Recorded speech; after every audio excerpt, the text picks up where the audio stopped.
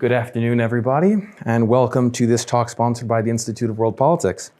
For those of you who are new here, IWP is a graduate school of national security, intelligence, and international affairs. We offer a doctoral program, 7 master's degree programs, including 2 online MA degrees, and 18 certificates of graduate study. If you are at all interested in learning more about us, please feel welcome to speak to one of our staff members after the lecture or visit us at iwp.edu. Additionally, to support the work of IWP, please visit iwp.edu/donate.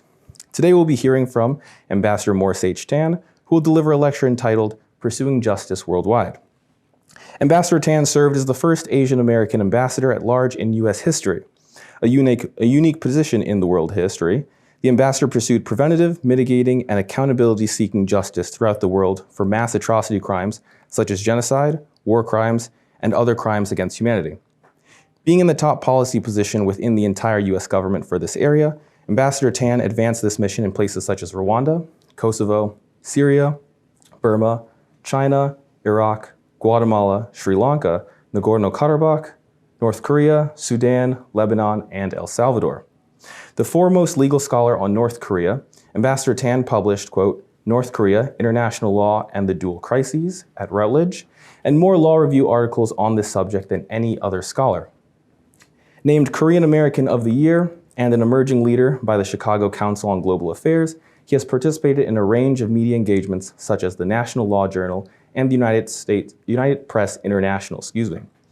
Ambassador Tan has also worked in legal academia for close to 2 decades, with his journey beginning as a founding faculty member at the first American Juris Doctorate program in Asia, Handong International Law School. Ambassador Tan has served as a visiting scholar at the Northwestern University's Pritzker School of Law and the University of Texas Law School. He has also served as a professor of law at Northern Illinois University College of Law and currently serves as dean at Liberty University's School of Law. With that, please welcome Ambassador Tan.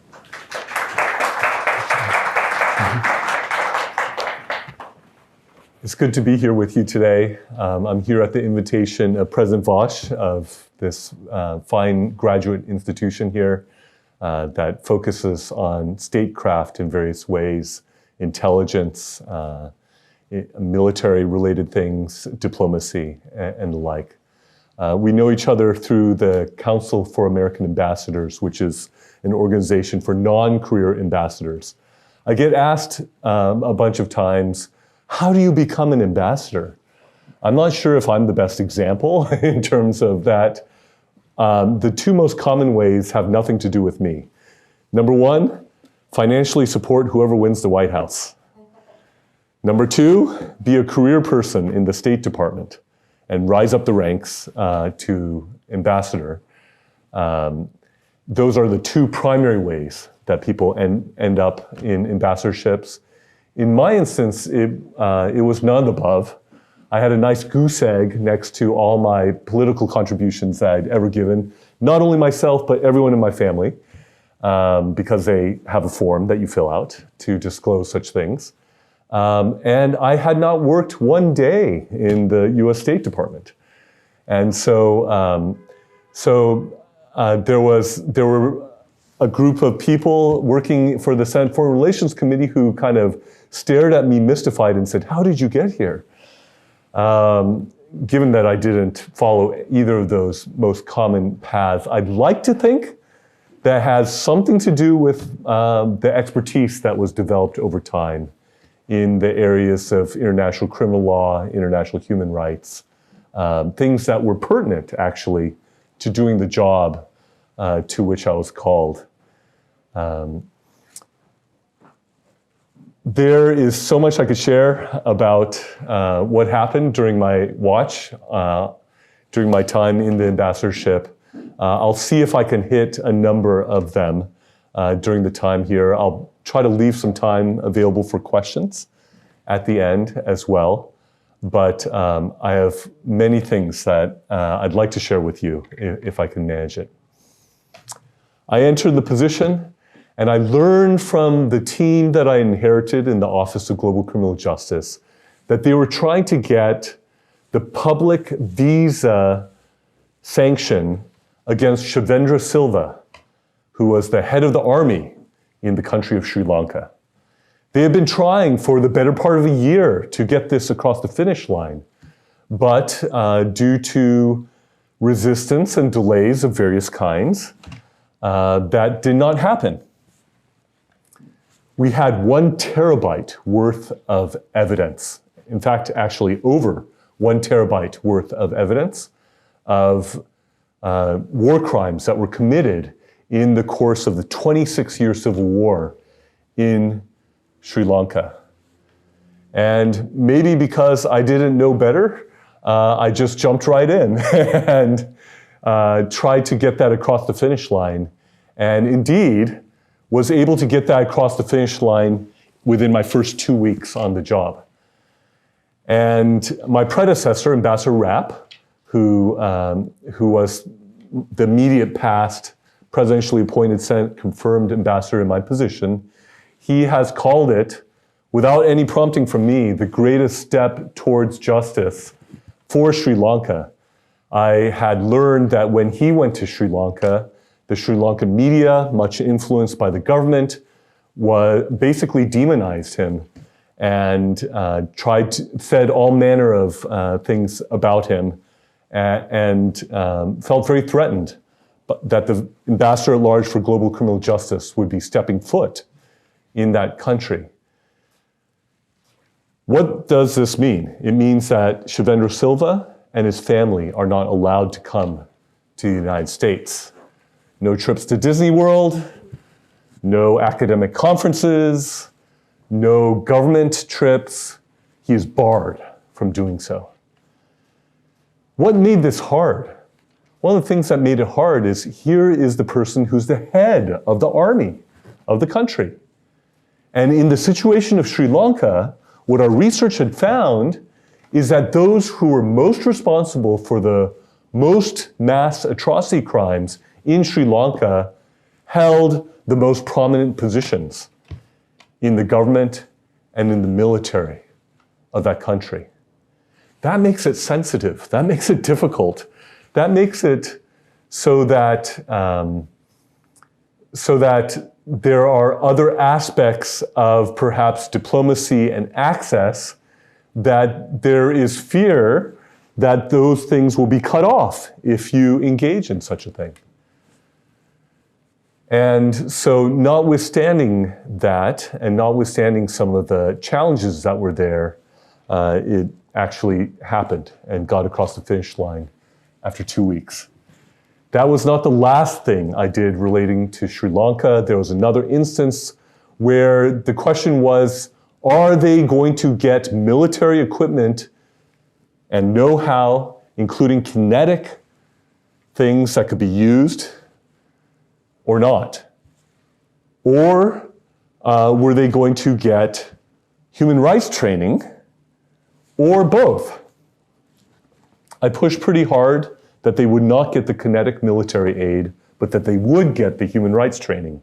And that is, in fact, what happened, even though I was not the only one giving input along those lines. Sri Lanka was one place, but there were many other places that I had an opportunity to try to make a difference in. And I will see if I can share a number of other examples along these lines. If I were to turn to Burma, Burma had suffered from military rule for quite a while, and there were mass atrocities that were committed. The Secretary of State before the one under which I served called it ethnic cleansing, what happened against the Rohingya in Burma and others inside of Burma. The Chin, the Kachin, there were others as well who were impacted negatively by the Burmese military. They had a mechanism, the IIMM, which was seeking to gather evidence. This is very important to lay the foundation for future prosecution. They were gathering evidence and organizing evidence to be used potentially in future prosecution. And so we were strongly supportive of the IIMM. was in communication with the top leadership of there, as well as others who worked on that. And the US government was giving a huge sum of money to support the refugees in places like Cox's Bazar across the border in neighboring Bangladesh. And there were certain sanctions that were levied against certain military leaders in Burma. But I really wanted to get mass atrocity determinations. And this carries a lot of weight because the US government rarely does them. And when they do them, they're usually based on a lot of evidence, and they're often highly regarded and influential and impactful around the world. The person who held my position in an interim capacity before Ambassador Buchwald had sent me his monograph on this subject, which I found very helpful, and I read in its entirety before starting my work. However, there was a leak that happened in the Washington Post. And the word around the department was that this leak had soured the willingness to move forward with a mass atrocity determination in regards to Burma. There are others who said otherwise, and there are those who said that that was not the reason why it was not moving forward. But there were other reasons and there were other factors.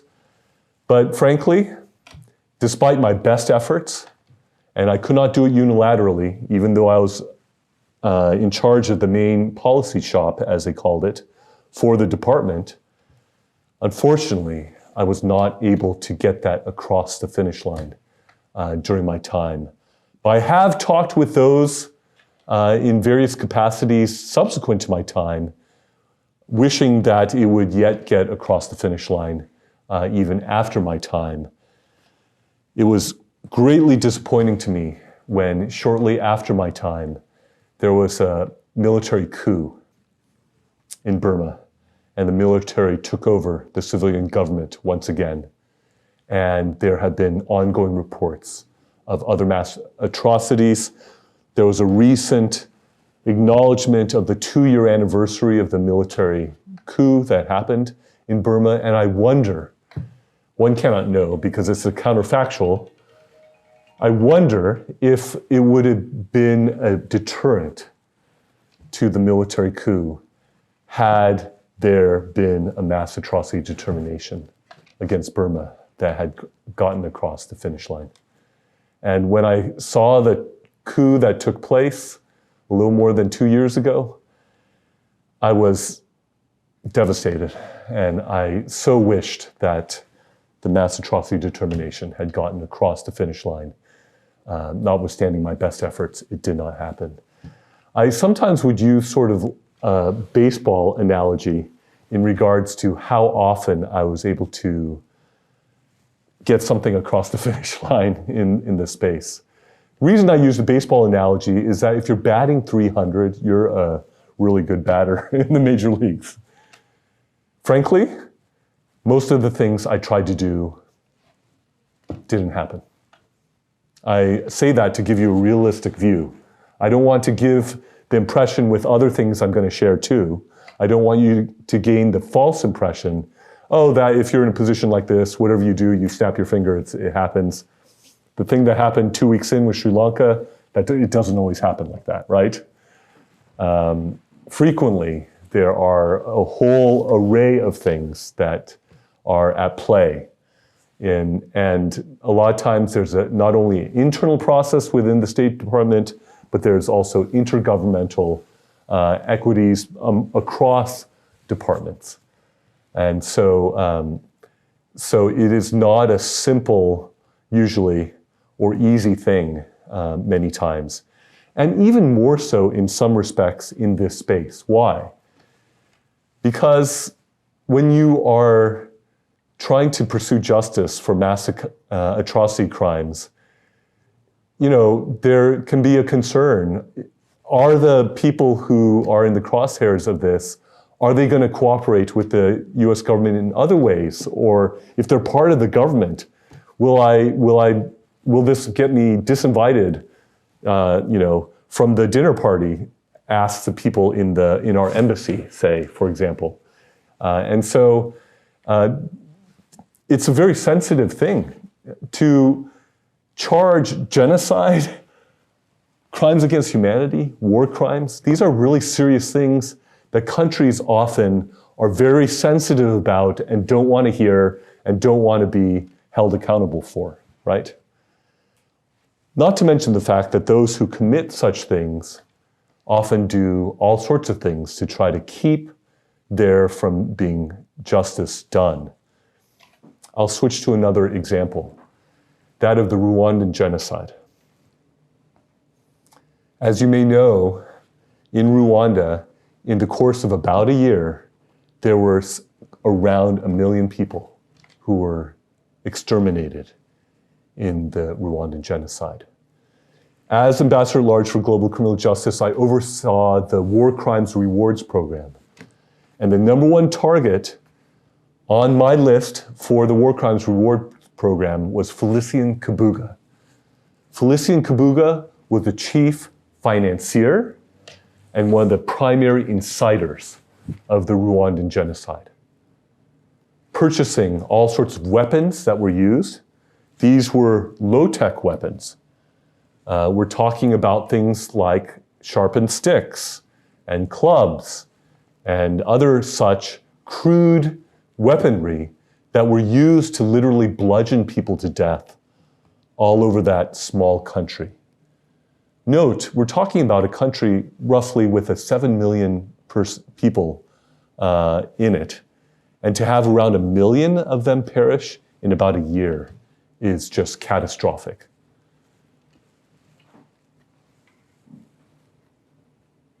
I was in the Swiss embassy to the US, and when I was there, the Swiss ambassador said, "Thank you. I had Felicien Kabuga in my custody over 26 years ago, and I lost him in Kenya. And I cannot forgive myself for that. Thank you for what your office did to effectuate his capture." He was captured in a suburb outside of Paris, France, on my watch. And if you see, for example, a documentary put out by Netflix called The World's Most Wanted, it gives you a bit of a sense of how slippery and elusive Kabuga was. Two of my predecessors are interviewed at length, Ambassadors Prosper and Ambassador Rapp. And he was in a number of different countries. There were a number of near misses. They almost caught him here. They almost caught him there. There was an informant who was assassinated. There were all sorts of things that happened to keep him from being captured and brought to justice for over 26 years.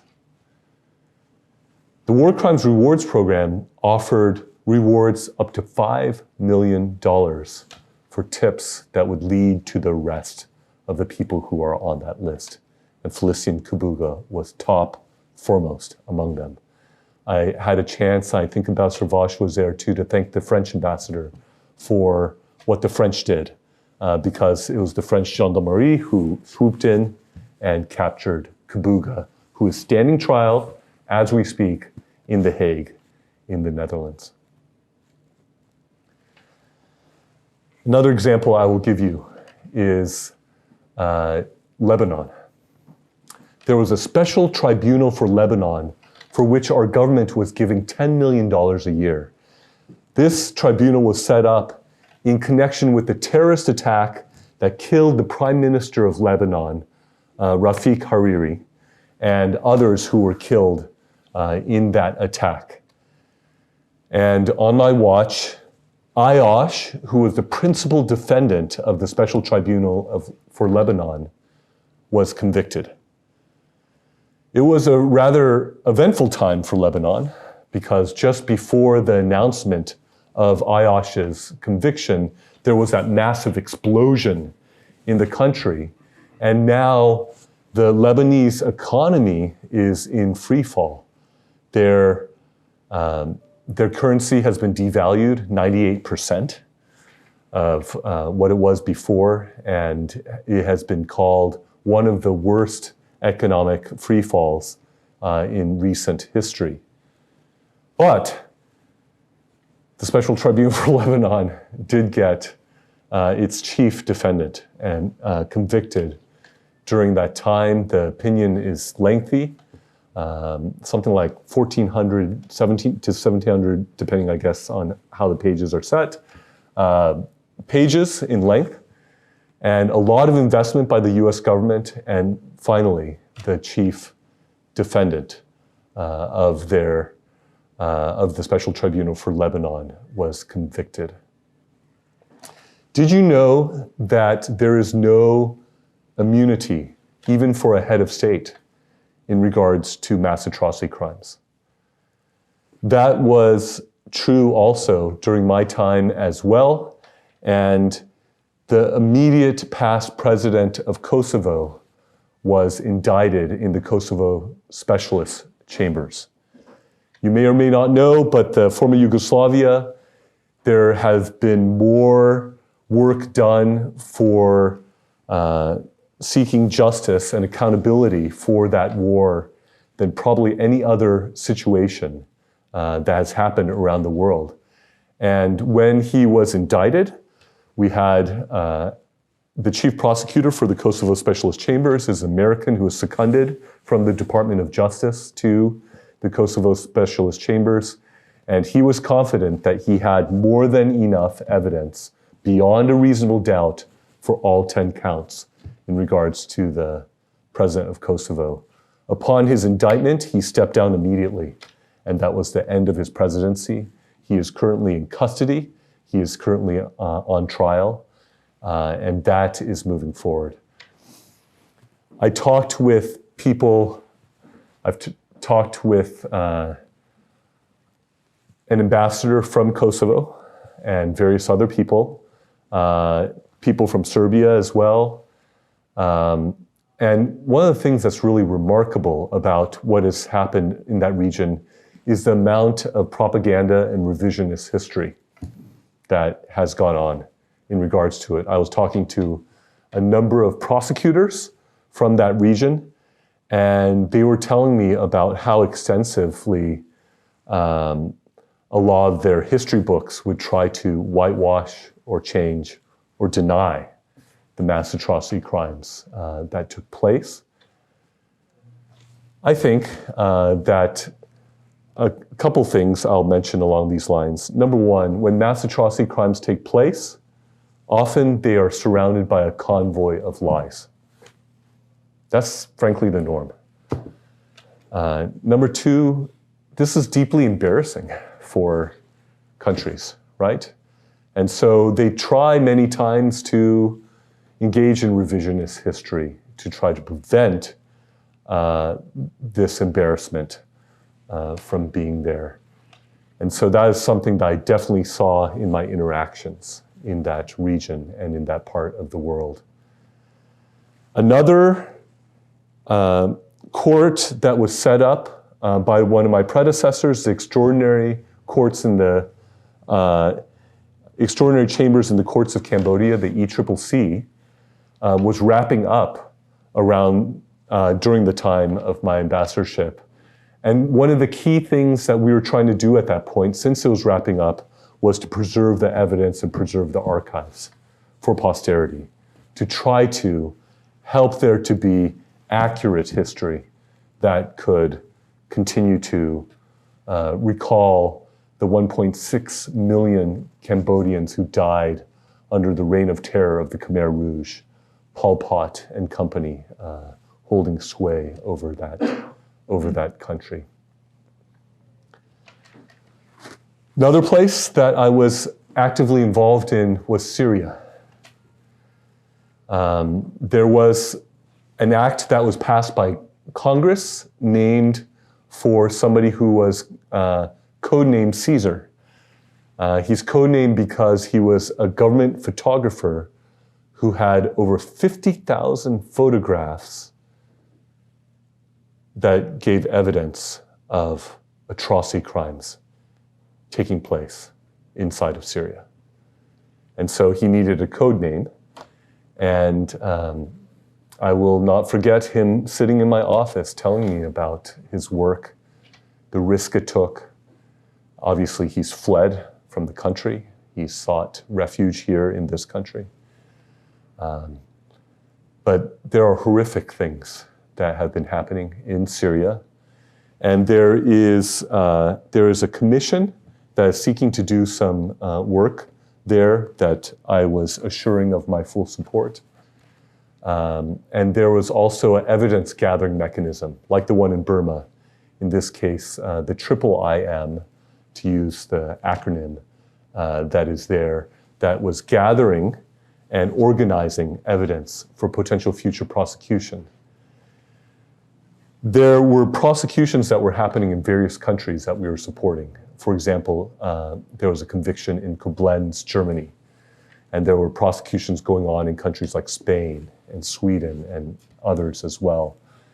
And you know, the conflict was ongoing, even as we were in the midst of it, but we were able to support and help there to be some domestic prosecutions and some convictions that took place during that time. I was asked during my confirmation hearing about a particular ISIS cell known as the Beatles. They were called the Beatles. It's not an etymological reference. It's a reference to the British band, famous British band, because this was a British ISIS cell. And so they were called the Beatles. And one of the senators in my confirmation hearing specifically asked about that. And so there has been prosecution of these Beatles in US federal court. It was a process by which it ended up in US federal court, but I think it was probably the best among the different options that were being considered in terms of where that prosecution should take place. And so what was committed to in the confirmation hearing was followed through on during my time of actual service. In Iraq, UNITAD was trying to gather and also organize evidence for use in prosecutions. There had been a prior mass atrocity determination that happened in connection with Iraq. And so there were ongoing efforts through UNITAD in gathering evidence and moving forward along these lines. I'll give you another example of an active conflict that I ended up getting involved in. Has anyone here ever heard of Nagorno-Karabakh? Does that name of that region ring a bell? I see heads shaking no, and neither did I. Going into the ambassadorship, I'd never heard of Nagorno-Karabakh, but there was a conflict going on there where the Azerbaijani were attacking this region that was over 90% Armenian. And this is also in the historic backdrop of the Armenian genocide, which, by the way, I was advocating for there to be a full-throated recognition of the Armenian genocide that happened previously. This is not something that the Turkish government wants, right? So there had been a lot of dancing around that, but there were more and more explicit statements commemorating and denouncing the atrocities that occurred in the Armenian genocide. And then finally, after my time, there was recognition by the US government of the Armenian genocide publicly by the President of the United States. And you know, the successor to the Ottoman Empire, Turkey, right, did not want that recognition. So that's the backdrop. You have the Azerbaijanis supported by the Turkish coming in and attacking Nagorno-Karabakh. And as the conflict was raging, I had an opportunity to address virtually a major press conference in which I sternly denounced the aggression as well as the war crimes that were being committed and was threatening potential repercussions if they did not desist from doing so. Even at that press conference, my words had a pretty strong reaction. I still remember there were people who were like yelling after my talk and were like, well, you don't understand, you don't do it, and and my deputy was saying, get off the line, get offline. And so I did. But what was neat to see is a ceasefire ensued the following week. I don't want to take too much credit for that. And one doesn't always know causality, correlation, and so I want to be careful not to presume or assume more causality or more credit for what I did, but I'm glad I at least was able to try to do my part in trying to address that situation in Nagorno-Karabakh. I had to get a flurry of intel briefings to bring me up to speed on what in the world was going on in this place called Nagorno-Karabakh. There is a country in Africa that I elevated to a tier 1, a top tier priority, and that is the country of Nigeria. There are a huge number of atrocities that have taken place and are taking place in the largest country in Africa. By population, it is projected to is expected to become the 3rd largest country by population in the world in the not too distant future. And I was in a high-level binational meeting inside the US State Department. To my right were Pentagon leadership. To my left were various people from the US State Department. On the other side of the table were all the top military brass of Nigeria, as well as their national security advisor and people like that. And I remember in the midst of that meeting, the Nigerians were wanting more weaponry from the US. But in the midst of that meeting, I denounced in pretty unequivocal terms the mass atrocity crimes that were going on inside of Nigeria. I think everyone in the room was stunned, the US side, as well as the Nigerians, that I would so forthrightly call out these mass atrocity crimes going on in Nigeria. And I remember as soon as I finished speaking, a meeting abruptly stopped and adjourned. And there was a certain tension and intensity in the room as I was sharing it, but I don't regret doing so. Knowing what I knew then, even more so knowing what I know now in addition to what I knew then, I don't regret calling out these mass atrocity crimes to those who were in a position to do more about it. There is corruption in the Nigerian government, military, courts, among the legal profession. There's all sorts of corruption that makes it so that those who are culpable of mass atrocity crimes are not brought to justice within Nigeria. And so it was something that I thought was incumbent upon me to do so. Later on, when there was a high-level delegation going to Nigeria, I was told that I should not go because my very title was too inflammatory, too provocative. They went there, and the government played this game where they were denying everything. And I wish I was included on that trip. I think I would have had some things to add to that trip. But I was not allowed to go. I did have the chance to address Congress through the Lantos Commission.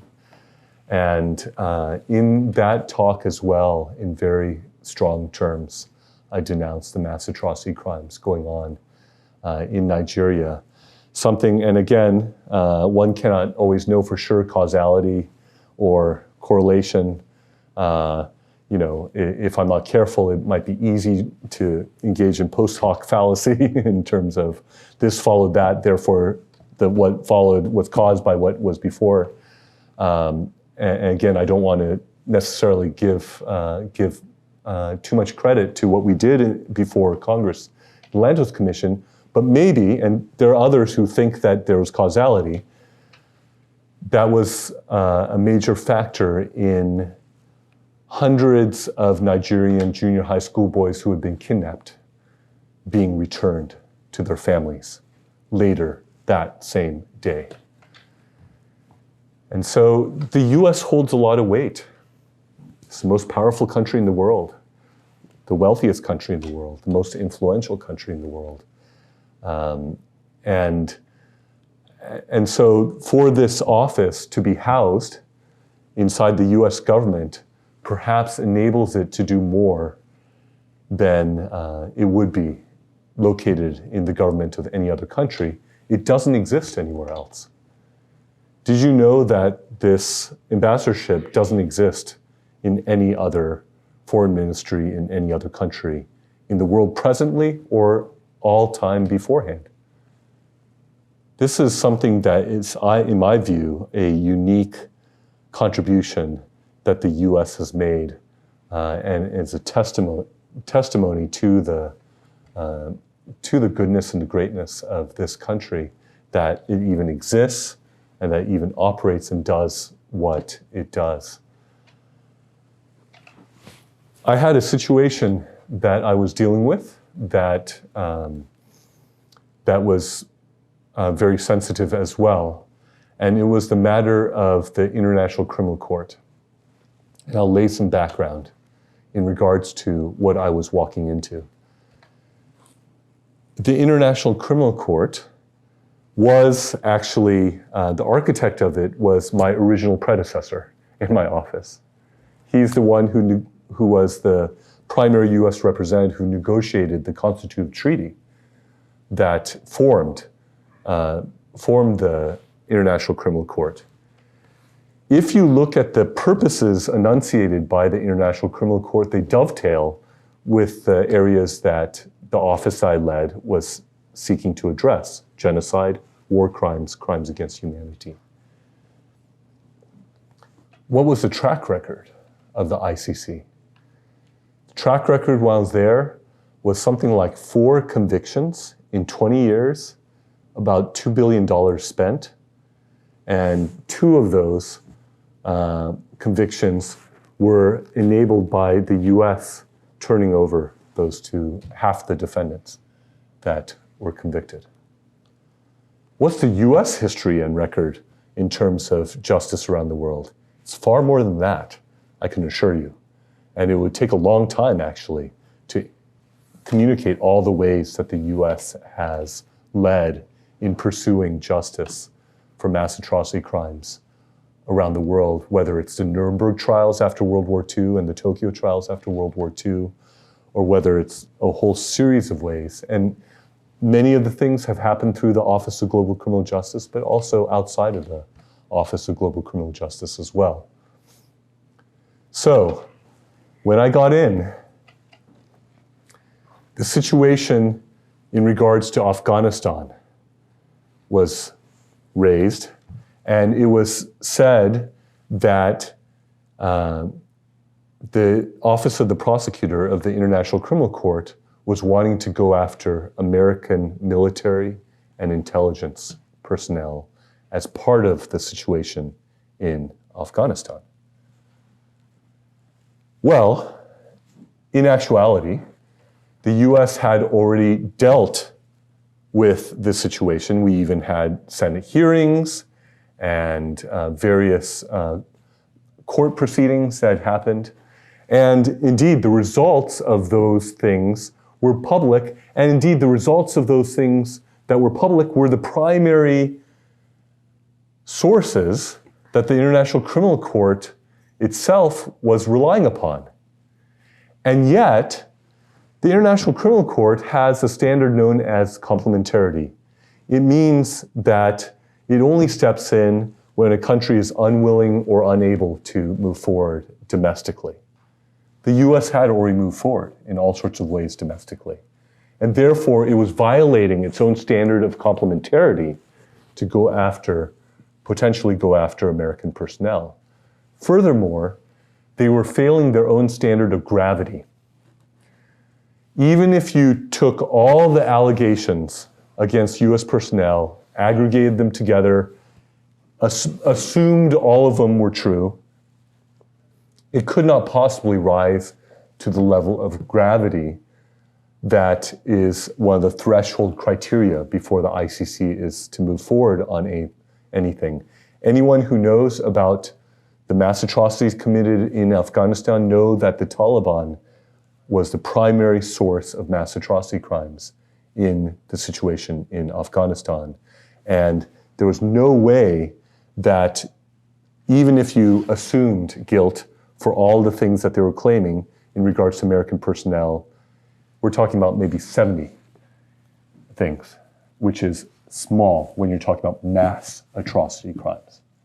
We're talking about mass atrocity crimes. So it failed the gravity test as well. In addition, there were good reasons to believe that this was politicized and politically motivated, both in terms of the timing of what was going on and who they were going after potentially, and things along those lines. I will not go into detail in terms of concerns about corruption that were there as well. But suffice it to say, the more I looked into it, the more I saw that this was not advancing justice, but this was actually going to be a deterrent for the US to be a force for justice moving forward. The Goldstone Commission, Justice Goldstone was leading a commission that was seeking to reform the International Criminal Court. And as I read his report, a lot of the things that I was saying about the International Criminal Court, this commission, which was very fair, he wrote it, I think, as a supporter. He and the commission wrote it as supporters of the International Criminal Court. And indeed, in terms of the actual mission of the court, I'm wholeheartedly behind that. But in terms of what they were doing in this instance, it was one among many indications that there was a great need for improvement and reform in the International Criminal Court. And so the Goldstone Commission came out during my ambassadorship, and I think it was very trenchant, very fair, but also had a way forward for the ICC to improve. During this time, the ICC judges were trying to get pay raises inside the system, even though they're actually pretty well paid.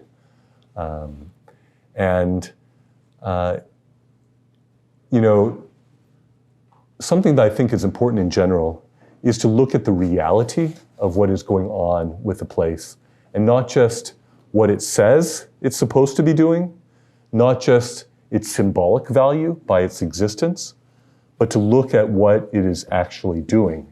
And is it fulfilling the mission that is before it, or is it not? And so I ended up talking to a lot of leaders from a lot of countries in regards to this matter. It was a delicate, sensitive matter. It's not that I was opposed per se to the ICC.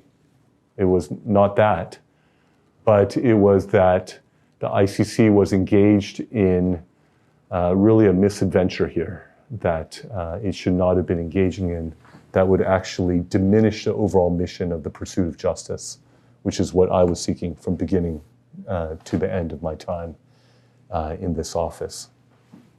Speaking of the end of my time, I will turn as a final example if we have time for questions, to one of the last days I was in the office.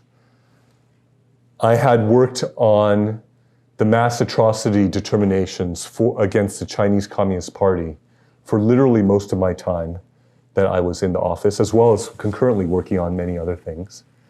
And on one of my final days in office, it finally got across the finish line, mass atrocity determinations for genocide and for crimes against humanity, against Uyghurs and other Turkic minorities in Xinjiang province, China. We had ample evidence along those lines too, and frankly, most of the evidence is open source. You didn't even have to go classified, although we had that too. But even just with the open source evidence that was out there, the mass atrocities that were happening in Xinjiang province were legion. They were extensive, they were heinous, and never before had the US made mass atrocity determinations against a country as powerful, as influential, as wealthy as China. And it was specifically against the Chinese Communist Party. It's not against the people of China. It's against the Chinese Communist Party. And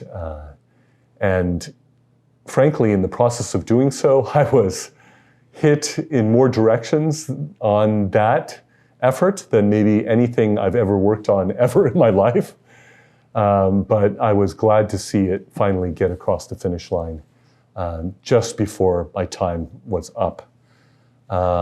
It has been part of and has increased, I think, a cascade of things that have happened, whether it's sanctions, whether it's the diplomatic boycott that happened with a number of countries, with the Beijing Olympics, whether it was the proposed formation of the Uyghur Tribunal, a people's tribunal. There was a whole raft of things that have kind of emerged out from there. And indeed, the current Secretary of State was going through his confirmation hearing during that time, and he was asked would he continue and maintain these mass atrocity determinations, and he pledged that he would, and indeed he has. And so that has continued, and this has been part of a major shift in US policy vis-a-vis the Chinese Communist Party, which was a major focus, and this was one of the components in that overall effort that was happening to counter the Chinese Communist Party's malign influence within their country as well as abroad. In another talk that, at another talk that I gave, I made reference to the Chinese Communist Party's techno-totalitarianism. It's a neologism, it's the term I coined. But basically what I mean by that is the use of technology for totalitarian purposes. And they were doing that in Xinjiang, and they have been exporting that worldwide to help normalize such practices. And this is a major threat to human rights, not only in China, and not only in other parts of China, but around the world as well. And so I hope that gives you a bit of a flavor of some of the things that I was involved in. It was my sincere intention and effort to try to increase and seek justice as much as possible from day one to my final day. That was my singular focus throughout my time in office, and hopefully I was able, together with the team that I had in the Office of Global Criminal Justice, hopefully we were, and in the State Department and in the US government, hopefully we were able to make the world a bit more just of a place through our efforts. And with that, I'd be happy to take your questions if there's time for that. Give a round of applause.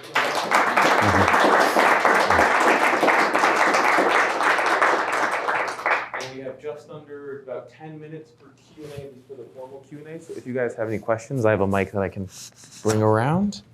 Awesome. All right, so I just talk in here. Okay.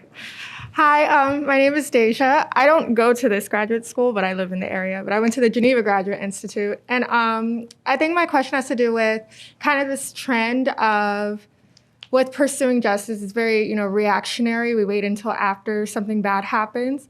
But I wonder what you think about becoming or if you see some trends in becoming a bit more preventative and some stuff, because a lot of these mass atrocities, they don't happen overnight. It's kind of a trend of, dehumanizing or really going after certain groups. I just wonder what you think about it becoming a bit more preventative and if it can become preventative. Yeah, I've been known for quoting that epigram, an ounce of prevention is better than a pound of cure.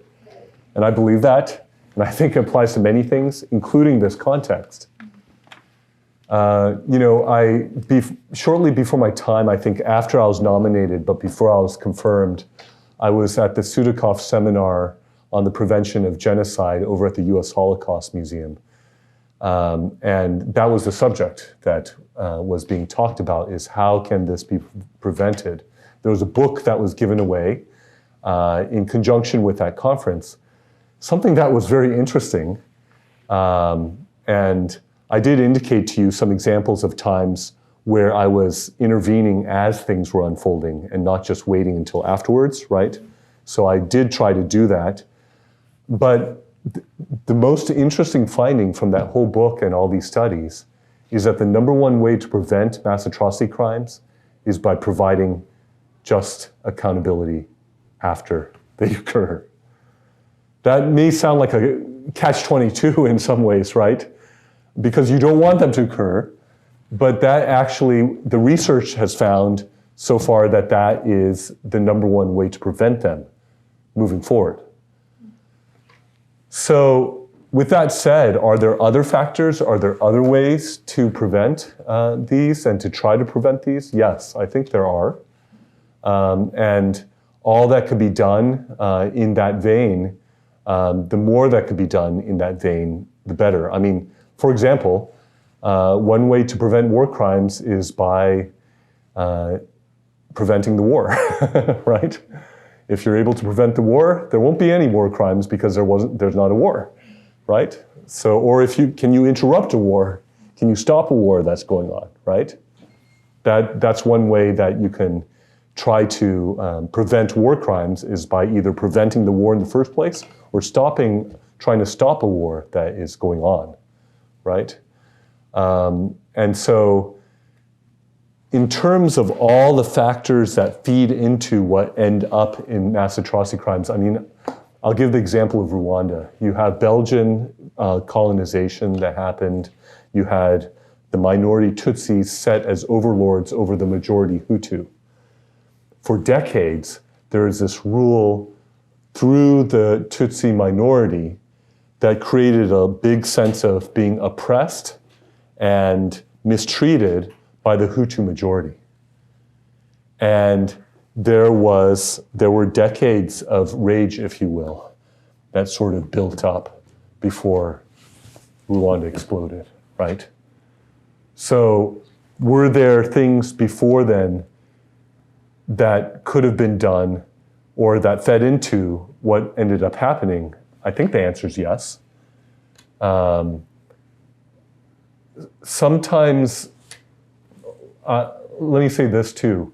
A lot of times when mass atrocity crimes are happening, and let's say it's a wartime situation, it is often happening by all sides that are involved. That it's not just one side that is involved, because there could be mass atrocities and sort of, if you will, counter mass atrocities, right? Or vindictive mass atrocities that can occur as well. So at a very deep cultural level, I remember hearing a Rwandan man speak at a conference who I think stunned us by talking about how he had forgiven those who had murdered his close family members and friends. And it was a profound testimony as after what he suffered, that he was willing to forgive the perpetrators who had taken the lives of his closest family members and friends. And I think there's a certain answer there that may not be talked about much in the literature, but I think if if the forgiveness that that person was able to live could be replicated across a culture, that I think is a very powerful thing that could perhaps help to prevent things. In the Balkans, in the former Yugoslavia, that's been going on for millennia, right? What's been going on over there, right? And it's always the other side's fault. The Serbians say it's the Bosnians, and the Kosovars say it's the Serbians, and and they're all pointing at each other. And I think to the extent that there's a willingness to own up to things that have been done, and from those who suffered it to forgive, I think that could be a profoundly healing thing that could lead to a depth of reconciliation potentially and peace that can maybe prevent these sorts of things from happening. So these are cultural strands, if you will, that I think could help prevent these things from happening. And both on the micro as well as the macro level. This is one of the reasons why there are truth and reconciliation commissions, right? Because they're trying to help that process along of, on the one hand, true admission of guilt, but also hopefully forgiveness and reconciliation that happen. And especially with the lower level perpetrators, that's when these sorts of commissions are more often used because they don't typically carry the same level of penalties as legal processes, court processes often do. But there's value there too in giving a public lesson and deterrence for such atrocities moving forward. And so, am I for truth and reconciliation commissions or courts? My answer is yes. All above is what I'm in favor of. We have time for one more question, at least for the formal one, but if you guys have questions for Ambassador Tan afterwards, I'm sure he'd love to answer. I know you have one. Sure. Just silver? Okay, sweet. Okay. Hi, I'm Holly. I'm with Arizona State University with the Policy Design Studio here. My question's more just like a specific the job of an ambassador inside of an embassy. So you talked about Rwanda and how, the United States got involved in capturing that was it a general or the person that started it or whatnot. But at what point are you advocating to the United States government to get involved in other countries' atrocities like that?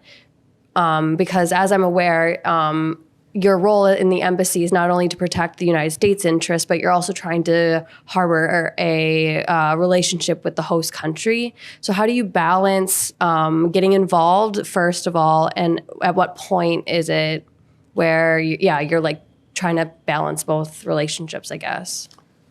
I actually think addressing justice issues helps that country. And it helps that country to become its better self, if you will. And so there are those who talk national interests or justice and human rights. I would rather talk about them together. And I would say that it's in the interest of that country and our country to adhere to justice and human rights. Would be more the way I would rather think about it. I know that they are often pitted against each other, but I view that as a false dichotomy. But having said that, can these be taken in a not so good way? Yeah, that happens too. Can there be a certain wisdom in either the ordering or the timing of things, or how things are kind of done together? I think so. But to just say those things are utterly opposed to each other and should not be in the same discussion or should not be considered together, I think the Helsinki process belied that, and you had both human rights as well as national security things moving forward together concurrently. that was going on in relation to negotiations with North Korea as well, where both were being talked about. And so, I'm of the view that it can be an all of the above, but the ordering, the prioritization, the balancing, to a certain extent, the timing, the how, all those things can make a difference. But I wouldn't simply pit them against each other. Although I've heard that view. There's no lack of times I've heard that view. Yeah. Yeah. Well, that concludes our formal part of the Q&A. So let's give another round of applause to Ambassador Tan.